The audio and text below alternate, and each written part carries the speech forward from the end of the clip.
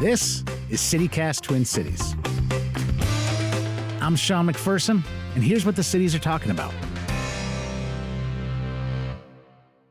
PaviElle, what is your favorite cold weather beverage? Oh, man. Hot chocolate with whipped cream, peppermint swizzle stick. No mention of marshmallows? Nary a marshmallow? If the whipped cream is there, no need. Marshmallows in my younger age, yes, the minis. But in my older age, there's something that it does at the top of your hot chocolate that I just don't like. You know what I'm saying?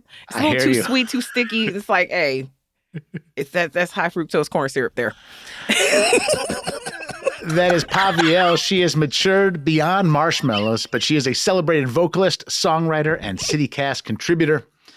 Today on CityCast Twin Cities, we are going in deep with Patrick Coolican from the Minnesota Reformer to sort out truth from fiction and accusations being leveled about connections between fraud in the Twin Cities and Al-Shabaab, the terrorist group based in Somalia. We're also going to cover some great events to check out this week in the Twin Cities. All right, PaviElle, we are in that home stretch where everyone is doing events. Folks are still coming through on tour, but people are starting to get their holiday shows on as well, and there's a lot to cover. Let's start with something from the literary world that's happening today. All right. So Kaveh Akbar is coming in. He is an Iranian-American poet, and he's the author of Martyr, one of the most critically acclaimed best-selling novels of 2024. So he's going to come and do some words for y'all, and he is the editor of the Penguin Book of Spiritual Verse, 100 Poets on the Divine. So I'm going to have to go get that book because that sounds really awesome, and I'm just excited to find new poets. Let's stay in the realm of literature for something happening tomorrow night. A person near and dear to my heart, Mary Lucia, is kicking off her book release. It came out a couple weeks ago. In fact, we chatted with Lucia on the podcast, but she is in conversation with Liz Winstead tomorrow night at the Granada Theater. PaviElle, have you had a chance to check out this Mary Lucia book at all? Not yet, but I'm going to. I can't wait. And I heard the interview and stuff. You know, I love Luch. She's one of my most favorite people in the whole wide world. She just is. At the current, she's one of the first people I met, and she just always keeps it real. And, you know, every event I did at First Ave, I always saw her, you know, I have good memories about Luch. Listen, if you think she keeps it real now, wait till you get to the end of the book. There is just a surplus of reality served up in that book. Mary Lucia's release show is at the Granada Theater Tuesday night. Something happening a little bit more for the kids on Thursday. Tell me about this Little Explorers series. So it is the Little Explorers Thursday that is happening in the visitor center at the zoo, at Como Zoo, for little ones from 1 to 3 years old. And they've got story time and zookeeper talk and Blaze, Sparky, and friends. And so I'm imagining in the 1 to 3 year old world that they're all the rave. I don't know about Blaze, Sparky, and friends, but you know, I'm sure that they're dope. Is there a comma there? Blaze, comma, Sparky? Because Blaze Sparky without a comma sounds like a rapper from 2005 playing at Aqua. Really? Aqua? If you would have said Daddy Rocks, I would have fell out this chair. Oh my God. Aqua. Trocaderos. Remember that one? I was playing. I saw mint condition at Trocaderos, actually. Man, I played, opened up for Slum Village there one night. It was crazy, man. Like... Slum Village, and sometimes when they're on tour, it's like Bateen and 2 other guys from Detroit. T3, yep, exactly. You're so... At least I know T3. I love him, you know. I'm a big fan. I mean, they're one of the greats. Speaking of one of the greats from right here in town, Chastity Brown is in downtown St. Paul on Friday night. Yes, I cannot wait. You know, I love Chastity Brown.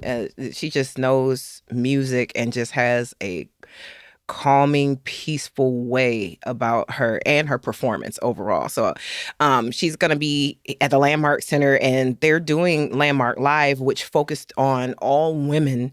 I believe Davina and the Vagabonds, I want to say Megan Kreidler, or Kiss the Tiger, of course, and Chastity have all played this gig, and it's really, really dope. It's at the F.K. Weyerhaeuser Theater, which is a very beautiful theater in the Landmark Center, and I'm glad that it's open for performances and stuff down there. So yeah, go check out Chastity.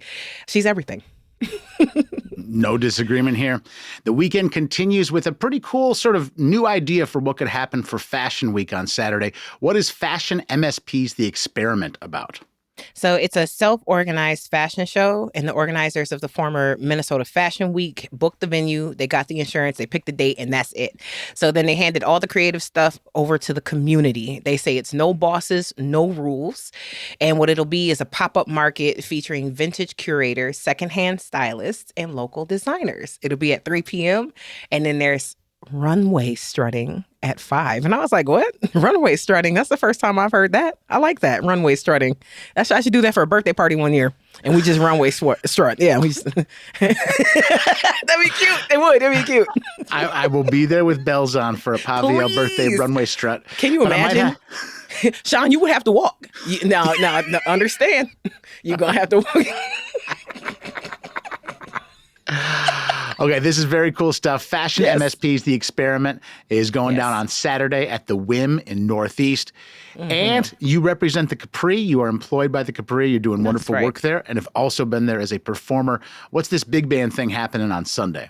So the big band is a very special big band because it's a lot of our elders and our elder community who have played jazz and played in the music scene for many, many years. And they all get together weekly and be up in there playing.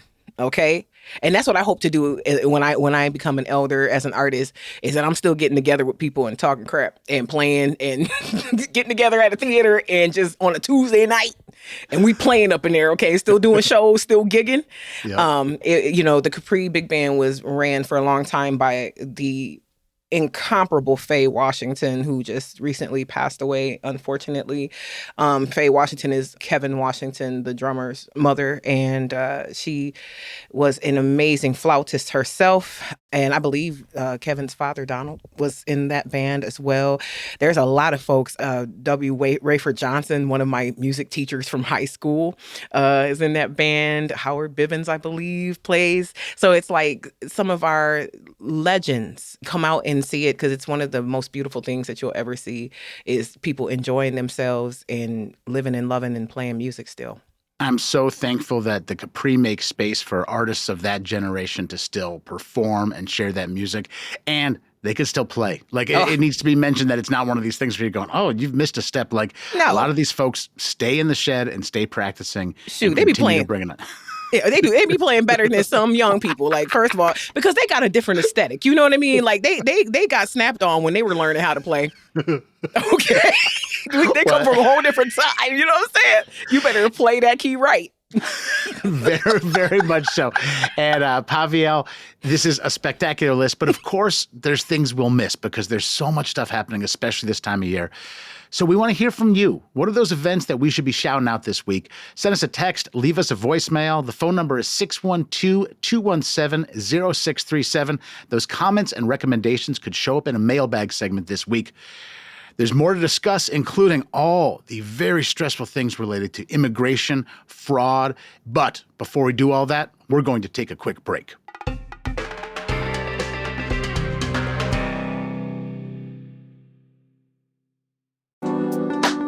I am a gift-giving procrastinator, and that means I usually end up buying a bunch of gift cards at the last minute and feeling terrible about it. But I changed my ways this year, and I gave an Aura frame. In this day and age with digital photos, it is so hard to find something that really brings to life those photos in a special way. But that's where the Aura frame comes in. Think about your favorite photos and how much you wish they could be in a picture frame. That's what Aura does, and they have a lot of awesome reasons to use it. You can personalize that gift before you even send it out the door. Add that message so they know you care about them. You didn't just buy gift cards at the last minute. Plus, you get unlimited free photos and video. All you got to do is download the Aura app and connect it to Wi-Fi. Now, for a limited time, you can save on this spectacular gift by visiting auraframes.com. You get $35 off of Aura's best-selling Carver Mat frames. They were named #1 by Wirecutter. And you get that $35 off by using the promo code CityCast at checkout. That's auraframes.com and use the promo code CityCast. Now, this deal is exclusive to listeners, and frames do sell out fast. So order yours now to get it in time for the holidays. And support the show by mentioning us at checkout. Terms and conditions apply.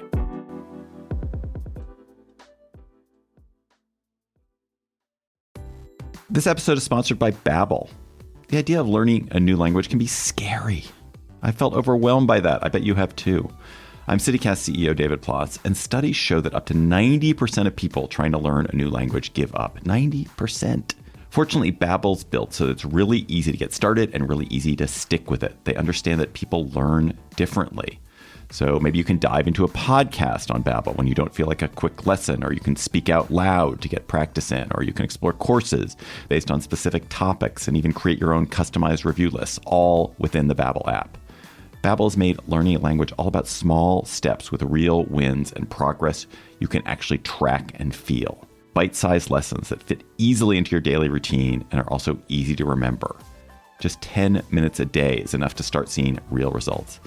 I've been learning Spanish with Babbel, and it's helped when I've traveled in Mexico, and it helps me eavesdrop on my son and my girlfriend when they speak Spanish to try to fool me. No más, mi corazón. However you learn best, by listening, speaking, reading, or writing, Babbel adapts to your style and keeps you motivated with personalized learning plans, real-time feedback, and progress tracking.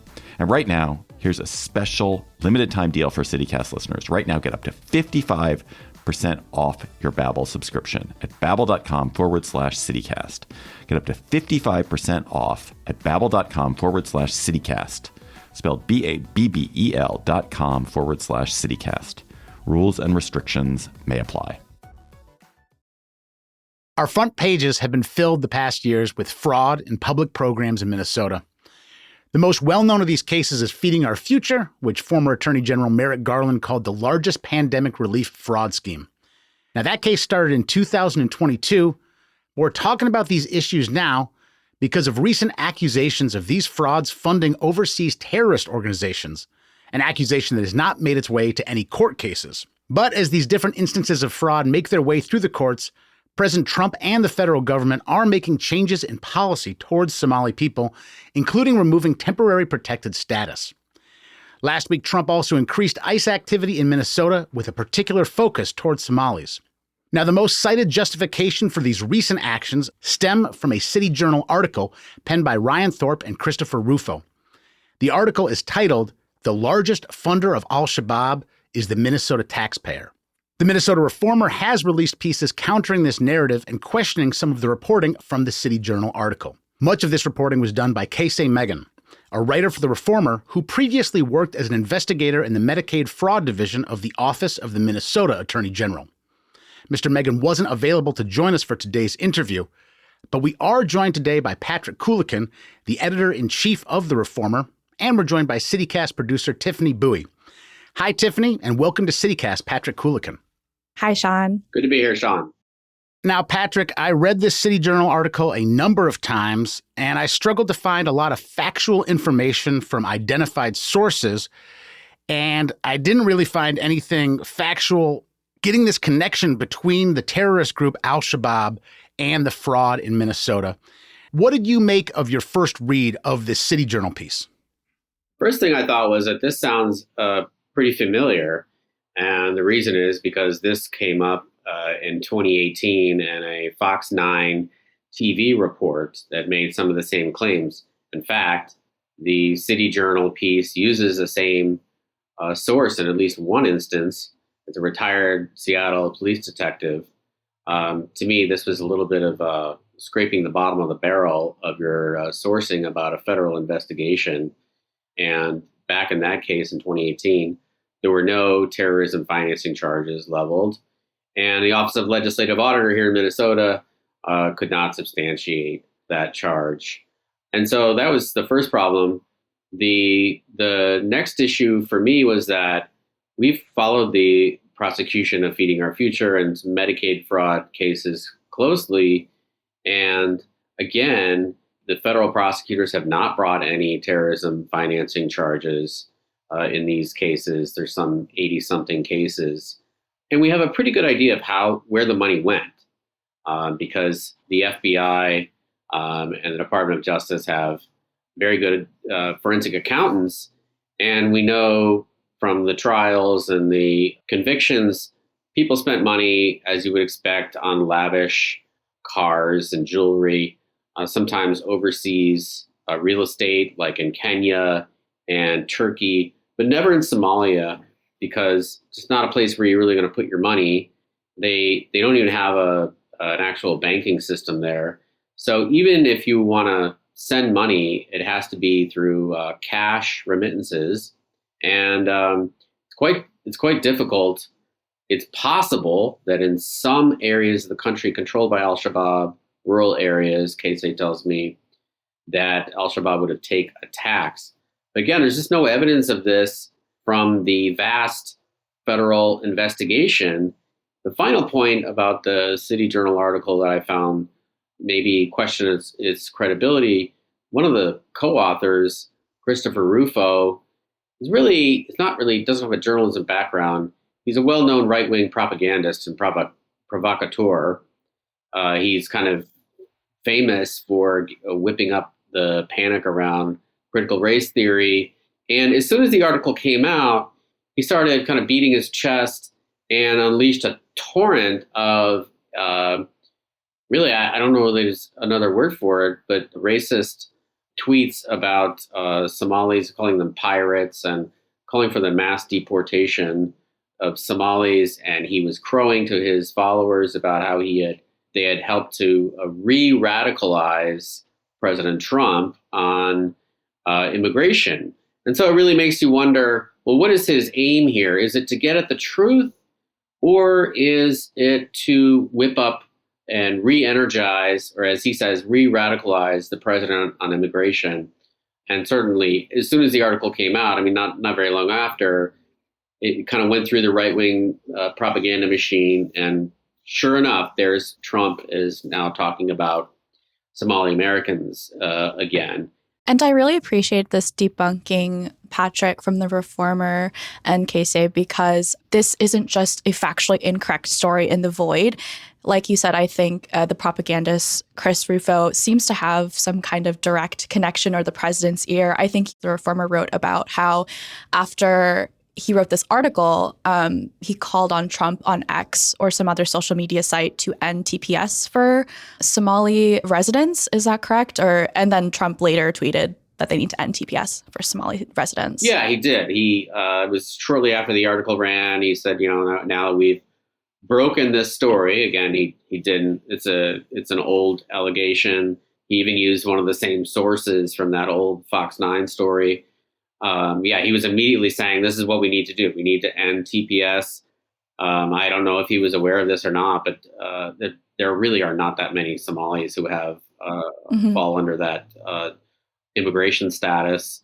The vast majority of the Somali American population here are either citizens. Many of them are born here, of course, because the immigration started in the 90s. So there's a lot of children born here, and then everybody else has a legal residence. And he was declaring victory, and it was like, well, this is a very strange victory because it really doesn't affect that many people. But I would say that he has won insofar as he's injected this hatred, I don't know what other word to call it, into the bloodstream of American politics over the last 2 weeks. I do just want to break down and linger on the City Journal article a little bit longer. The three main sources in the City Journal story alleging these links to fraud cases and Al-Shabaab are Glenn Kearns, like you mentioned, Patrick, retired Seattle Police Department detective, formerly of the Terrorism Task Force. And he says the reason he came to Minneapolis is he was tracking it from Seattle. And when he went to Minnesota, he, quote, pulled all the records. He's the only source named. There are two other anonymous sources with sort of unclear links to the situation. There are no documents. There's no hard evidence presented. Patrick, are they just straight up lying? No, I mean, it's probably not that hard to go find some law enforcement sources who have some kind of axe to grind. I don't think that they're lying about the sourcing necessarily, but I will say that the most obvious people that you would want to talk to in this case, I would think would be the former U.S. Attorney Andy Lugar, who prosecuted Somali people for going to try to join ISIS. So he has a history of what we call terrorism-related prosecutions, and he was the U.S. attorney when the first Feeding Our Future charges were leveled, or the acting U.S. attorney, Joseph Thompson, who has prosecuted, he's been the main prosecutor of all the Feeding Our Future and now the Medicaid fraud cases. how do you publish this article without indicating that you tried to talk to either one? I haven't talked to Andy Luger, but I have a strong sense that they did not try to talk to Joseph Thompson, the chief prosecutor. It's a glaring journalistic omission. One thing that troubles me about this is that the fraud in of itself is a really terrible story, and one that is a really shameful chapter in Minnesota history, looking at the scope of it. And to then attach it to something that's not very factually sound is frustrating, partially because the actual problem is bad enough. I'm not saying that the problem itself should at all justify some sort of dragnet towards Somalis in general, but I don't want to lose sight of the fact that this is a really big fraud case, or perhaps the largest one stemming from the pandemic funds that went on. Can we talk a little bit about the size of these fraud cases in Minnesota? Yeah, I mean, I absolutely agree. The problem is that they're using this demagoguery, and it's effective in part because there is a real story here, and that's just the theft of public money. I think that Thompson, again, the chief prosecutor for the feds, he's said $1 billion total. It's not something we've really aggregated because it's quite complicated to do that, I think. Because like in the case of Feeding Our Future, for instance, you don't really know how many real meals they served to children. We certainly have our suspicions that many of them, they were not actually serving any meals, but it's sort of hard to say exactly, but that was $250 million.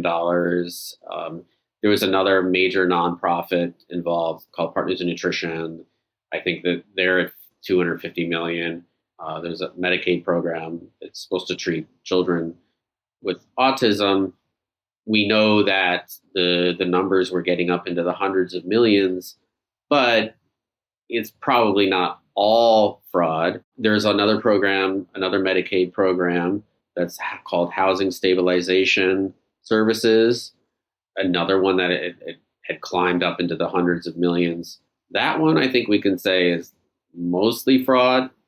So you can see how Thompson, who also, of course, has access to cases that have not been charged yet, you can see how he would get to $1 billion. We're covering a lot of ground right now. We're going to take a quick break and then get back with Patrick Coolican.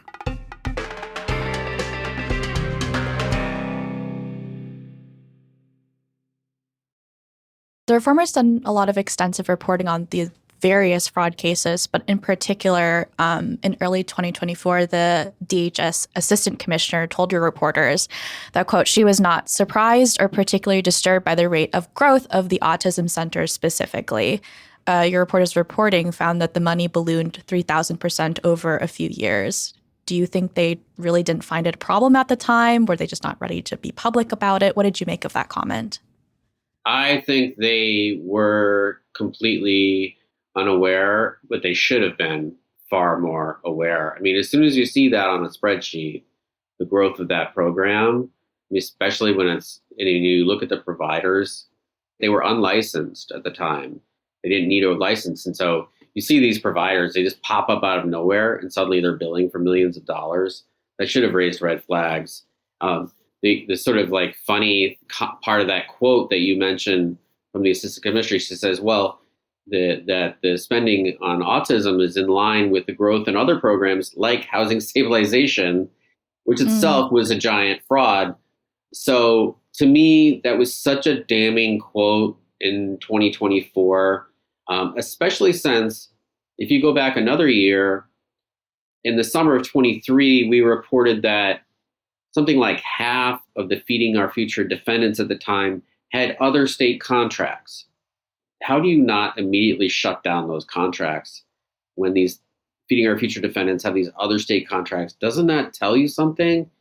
And we really were very skeptical of whether or not DHS was properly policing their own programs. That was in 2023. And then when they say in 2024, well, yeah, we don't see a problem with this, and it's important that these children get we do early intervention. And clearly they had not visited any of these sites. They just were completely slow-footed, apparently, and I should note that in the middle of all this, in early 2025, the commissioner of DHS, Jody Harpstead, resigned. I have a feeling it was basically, you're fired.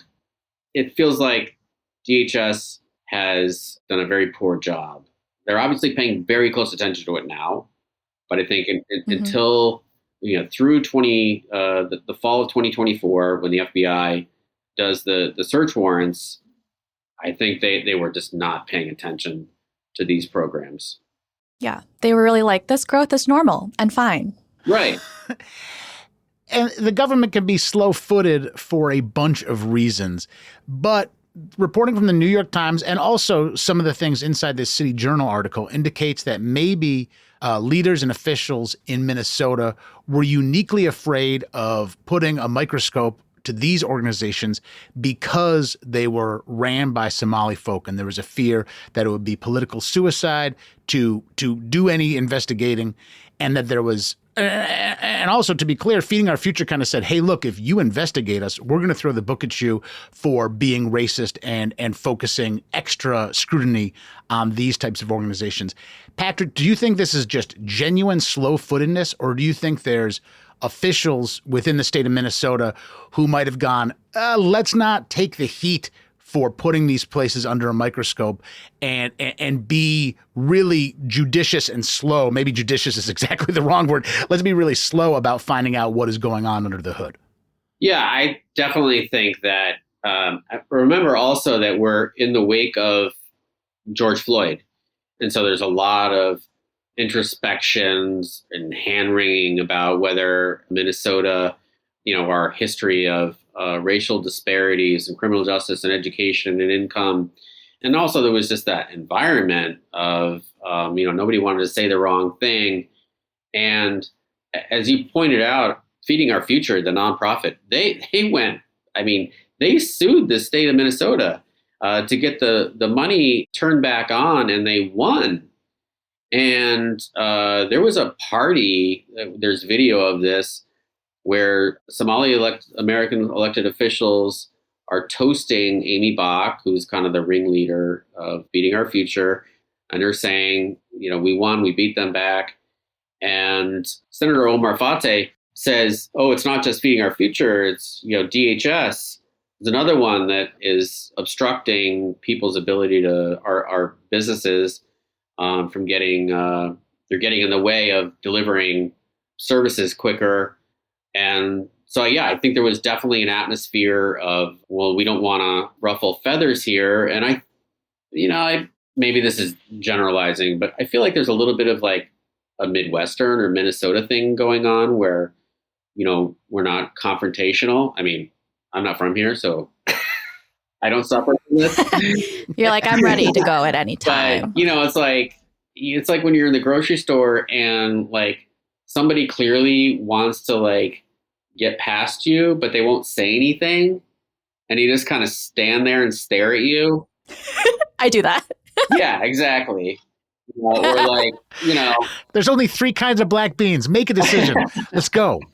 But there's like that non-confrontational, I don't know what it is. Maybe I'm wrong about this, but it just does feel like they were very timid. There's no getting around it. There was a lot of Somali American providers in both these spaces, and I just think there's an idea that we want to be scrutinizing our immigrant neighbors here and new Americans. It just, something seems off about it, especially given our state and our nation's history of discrimination against Black folks and Indigenous folks as well. So, yeah, I think it was a atmosphere that was ripe for exploitation. Next time I'm at the grocery store, I'm just gonna tell them to move away from the apples. Out of the way. I will say the one thing City Journal got right was that Democratic leaders were asleep at the switch, which I've never really understood. I guess that's about trains. If anyone has train knowledge, let me know. Patrick, what would you like to see from Democratic leaders like Tim Walz? I mean, I wrote a column, published a column yesterday in which I said he really just needs to take responsibility and say, look, here's what happened. We were trying to get money out the door. It was the pandemic. Autism, like early intervention is important. We are trying to get early intervention for kids who needed it. We're trying to get people housing stabilization, but we did not pay close enough attention to the explosive increases, which should have raised red flags. We should have been out there actually checking on these places. I mean, they weren't going to any of these food sites. They weren't going to any of the autism providers. And here's some reasons why we got it wrong. And here's what we're doing. And they are doing a lot now. They absolutely, in fact, they're almost certainly overcompensating, and they are making it harder for people to get services because they're now so wary of fraud. And really, that's going to be one of the long-lasting impacts, is that our entire human services delivery system is going to change. I'm sure that we'll cut way back on fraud, but it's going to be so tightly regulated. It's going to make it more difficult for people to get services. And this is something that I kind of had warned about in 2023, that they better fix this, because it's going to make it more difficult for people who need these services to get them. And so anyway, I just kind of want Walz to just take responsibility and say, here's what happened, and come clean on it. And I think people would respond to that. But I also think that we live in this political moment where you never, ever apologize or take responsibility. You always just hit back. Patrick told y'all. You weren't listening. Okay, I have a big question for you, Patrick, and for Sean, that is really about Minnesota identity. And let me know if I'm running away with this here, but this has been such a big story and such a shocking story about the extent of fraud that it does feel like a referendum on Minnesota's identity as a very progressive, giving, generous place and welcoming place to immigrants. My family came here from Vietnam and benefited a lot from social services here. And that's how I've always understood Minnesota, as a generous place with social services that provides a more equitable playing field for everyone. However, we have seen right-wing agitators continue to take advantage of the scandal to further their narrative of Minnesota as like a place on fire and a place to demonize Somali Americans. How do you think this reflects on us as Minnesotans? And like, how would you reshape the narrative of that's coming in from the outside and from agitators like Chris Rufo? Sean, I want to hear what you have to say. First off, Tiffany, this is awesome. And this is a right-sized question, because I believe the problem is big enough that it really will challenge our identity and our reputation. So I think the stakes are right for this type. And I believe that there was a time when we pounded on our chest and said, we are great to new Minnesotans. We are welcoming to new Minnesotans. This is so random, but I remember going into my University of Minnesota advisor office, and there was this sort of like, you saw 3 Somali women trying lutefisk for the first time, and it's like this idea of like, we're trying these things, and it was all buddy-buddy at the time, and we're in a very different moment nationally, and we are in a relatively different moment even in Minnesota. And I just believe that the way we've been is the right way to be. And we need to recommit to that. We need to pound our chest about that and say, this has been one of the best things about Minnesota. This has been a distinguishing factor. This is why a lot of people move to Minnesota, not just from other countries, but from other parts of the U.S. And I think we just need to be not shy about it, and not accepting of this narrative that it's made it worse or that it's a hellhole. It's not those things, but I think people have been afraid to say that loud and proud. And I hope that that's the change, Tiffany, is I hope that more people go, this really matters to our identity. And if we lose it, we've really lost the script. Yeah, I mean, I would say without immigration, Minnesota is in some trouble, because we have an aging population, and people are not having, white people here are not having enough children, to be honest, in part because childcare is too expensive. And that's another kind of government failure. So we need immigration, and it's hard to watch the last 2 weeks, the way people are talking about Minnesota. You can't put a dollar amount on what this has cost our reputation, just to have people just slamming us. I mean, I have a friend of mine was down in Florida over the weekend, and he said, like, he was at like a hotel bar, and somebody's like, "Oh, like, do you have to like worry about Somali gangs?" And it's just like, I mean, to a degree, like, there's nothing we can do to combat that except with the slow, deliberate doing the right thing every day. I mean, but this is really becoming a branding challenge. I hate to think of government as a product or a place that you live as a product, but it is important when people have the choices about where they live and where they create their businesses and everything else. So we need to make some right governing decisions, and then we need a little bit of somebody with some pizzazz and also some credibility who can speak on our behalf. And I'm afraid that Tim Walz, who might have filled that role, and he did to some degree during especially the early stages of the 2024 presidential campaign. Write that down. We need pizzazz.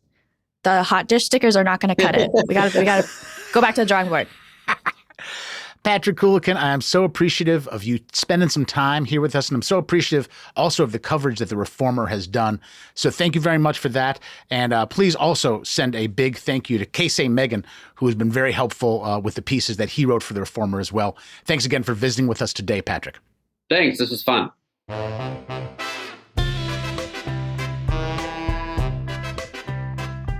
That's all for today here on CityCast Twin Cities. I'm your host, Sean McPherson. PaviElle, Patrick Coolican, Tiffany Bowie, thank you so much for being here today. You can get more news delivered right to your inbox by subscribing to the CityCast Twin Cities newsletter. If you enjoyed today's show, why not share this podcast with someone with pizzazz? We'll see you back here tomorrow for more news from around the city.